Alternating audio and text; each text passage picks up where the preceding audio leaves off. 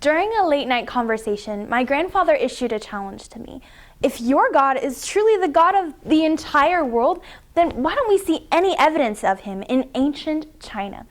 His words sparked a passion in me, a passion to find the fingerprints of God in ancient China, and specifically in the Chinese language. My journey began when I encountered a sermon delivered by Pastor Kang Shi, titled none other than God in Ancient China.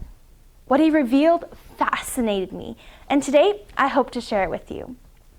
Instead of the common phonetic system where we sound words out, l, b, lamb, my Chinese ancestors created a pictorial system where word characters are derived from simplified drawings. Can you guess which word represents the word lamb? If you guess the middle, you would be correct, as the 2 dots represent the 2 horns, the 3 stripes represent the ears, eyes, and mouth, and the vertical line represents the rest of the face. Because of its unique ability to capture stories and document history within each character, I believe God, in his sovereignty, allowed the Chinese language to depict the gospel story from creation to separation, and finally, to redemption. One of the Chinese people's favorite words, especially around Chinese New Year's, birthdays, and holidays, is the word blessing. Often, you will find it printed on red paper, which is the color of good fortune, and pasted upside down to invite wealth, education, and status to flow into their houses and businesses. But what was the first instance of being in a state of blessing? To answer this question, we must first realize that a mere 1/5 of Chinese words follow this pictorial system. For example, 1 to 3 clearly follow this system. 1 is simply 1 stroke, 2 is simply 2 strokes, and 3 is simply 3 strokes. But 4 to 10 clearly don't. Each time the Chinese word blessing is written, several words emerge. God, 1, a mouth, which represents man, because in China, we count mouths, not heads. Clearly, you can see how seriously we take our cuisine. And a field, modeled after Chinese rice paddies, representing a garden. The first instance of blessing in a Chinese mind is exactly what is depicted in the first couple chapters of Genesis. God with one man dwelling in a garden. Incredible. But sadly, the story does not end here. The tempter, and therefore the first instance of sin, arrived. Each time the Chinese word sin is written, 2 words emerge. First is the number 4, and second is the word for falsehoods. It seems like a dead end, but the answer is found in the 3rd chapter of Genesis. The first falsehood came when the serpent asked, "Has God indeed said, 'You shall not eat of every fruit of the garden'?" False, for God only forbade Adam and Eve to eat of the fruit of the knowledge of good and evil. The second falsehood came when Eve responded, "God has said, 'You shall not eat it, nor shall you touch it, lest you die.'" False once again, for God only forbade Adam and Eve to eat the fruit, not to touch it. The third falsehood came when the serpent continued, "You shall not surely die." False once again, for the day that Adam and Eve ate the fruit, death and sin entered the world. The fourth and final falsehood came when the serpent concluded, "For God knows that in the day that you eat of it, your eyes will be opened, and you will be like God, knowing good and evil."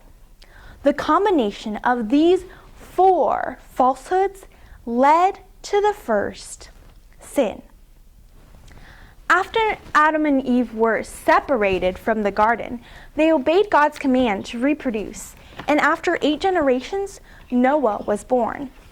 By this time, the world had become incredibly immoral and corrupt. Seeing the immense evil on the earth, God declared that he was going to send a global flood to cleanse all the earth.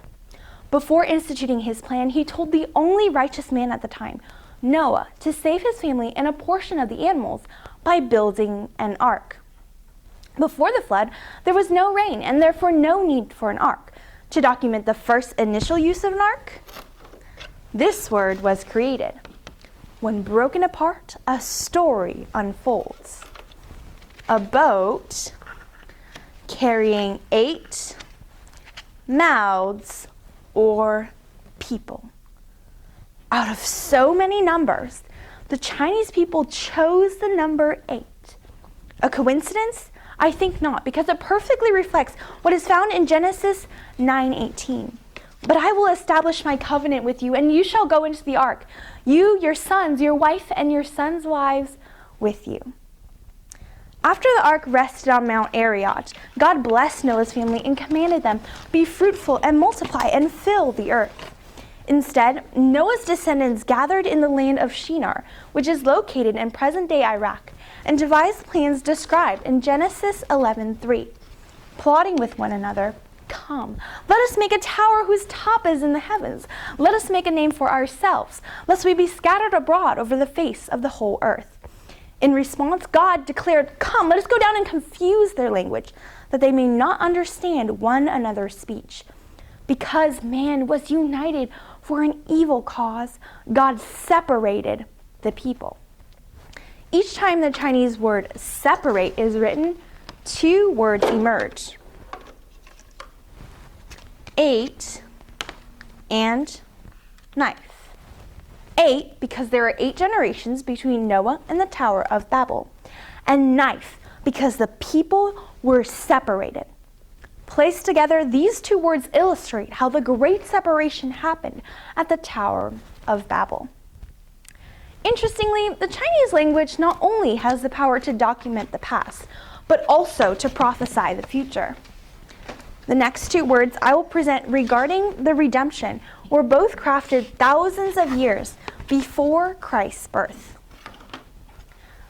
Astonishingly, the word for a blemish-free sacrificial holy lamb is almost exactly identical to the word for lamb.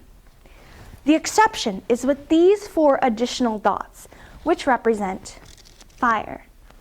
This is the exact picture of Christ, a pure and perfect lamb, slain and sacrificed on the altar so that you and I could attain eternal life and righteousness. But what exactly is righteousness, and what does it mean? Each time the word righteousness is written, an incredible word picture forms. Lamb and meat.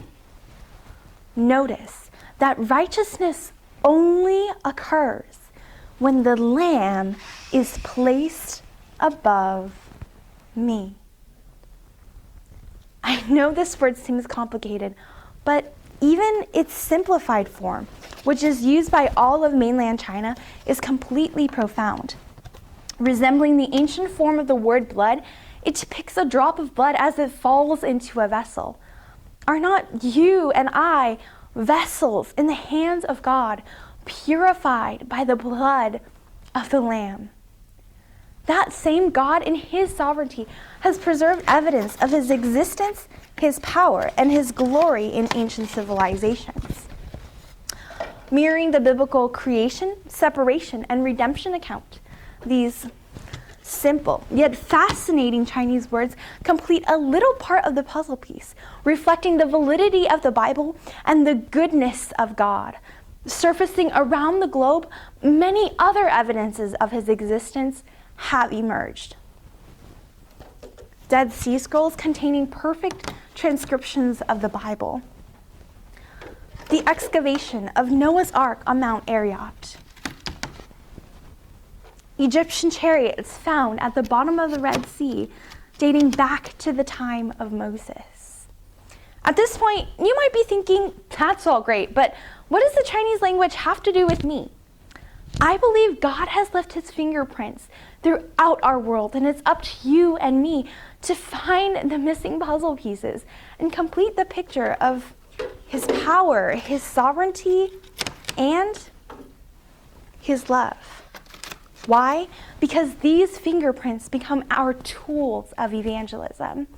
This summer, when I visit my grandfather, I can't wait to share what I found with him. Thank you very much.